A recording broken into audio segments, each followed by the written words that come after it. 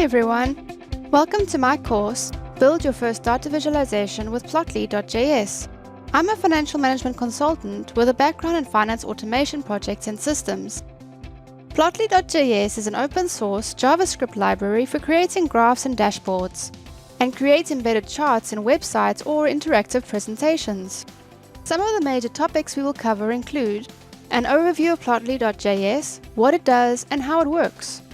Build your own basic chart types in Plotly.js, including scatter plots, line graphs and bar charts, and even more.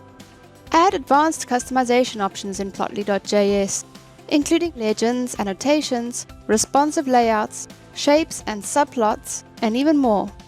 Build your own advanced chart types, including specific examples of statistical, financial and scientific charts with real-life examples.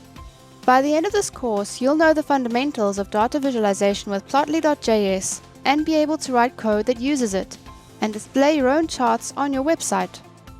Before beginning the course, you should have some basic knowledge of JavaScript, as well as being able to find your way around with the latest version of Visual Studio Code. Apart from this, there are really no other prerequisites. I hope you'll join me on this journey to learn the ins and outs of building your first data visualization with Plotly.js at Pluralsight.